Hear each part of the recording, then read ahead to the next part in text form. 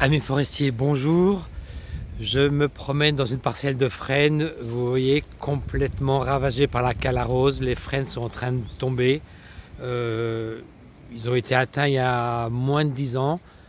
Les plus petits font 15 cm, les plus gros 20.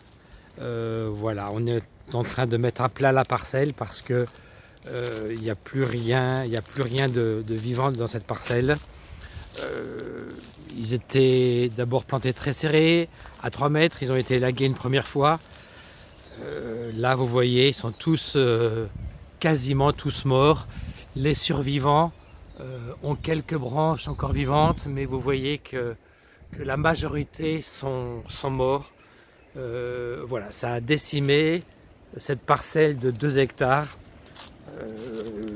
quasiment complètement.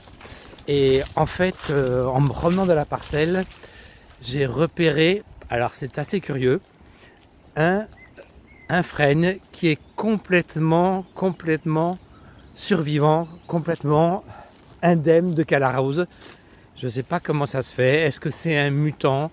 Est-ce que c'est une espèce qui a survécu? Est-ce que c'est génétiquement une espèce résistante?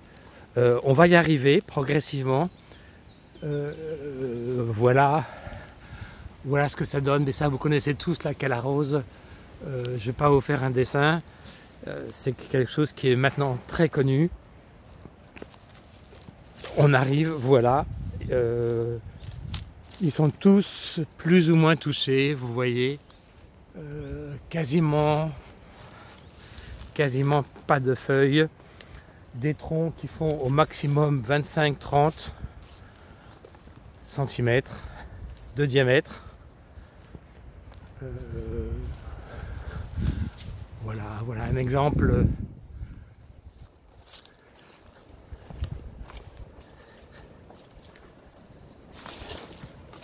Et en fait, il repousse au sol des aulnes, principalement des aulnes, car c'est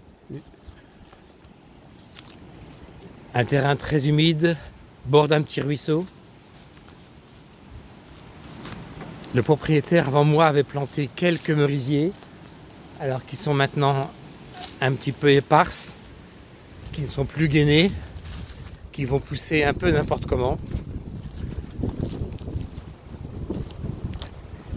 Il y avait aussi quelques chênes d'Amérique qui sont plus gainés non plus. Et en me promenant dans la parcelle, je vois ce frêne, alors qui est nettement plus gros que les autres et qui semble beaucoup moins atteint. C'est très curieux. Est-ce que c'est justement une souche résistante? Vous avez tous, je pense, des frênes dans vos plantations qui ont l'air d'être complètement pas atteints par la cale à rose. Même au pied, vous voyez, le diamètre est complètement différent des autres diamètres qui sont plutôt aux alentours de 15-20 cm. Là, il fait carrément 50 cm de diamètre. Donc, il a parfaitement poussé. Et il semble peu atteint. Je ne dis pas atteint, mais peu atteint. Vous voyez, quand aux extrémités, il y a quand même un petit peu d'atteinte, mais quand même beaucoup moins atteint que les autres. Voilà, maintenant, je ne sais pas ce qu'il faut faire de ce frêne isolé. Est-ce qu'il faut le garder, l'étudier? Est-ce qu'il faut le récolter? Est-ce qu'il faut... voilà. Qu'est-ce que vous faites, vous, de vos frênes qui semblent complètement indemnes de cale à rose?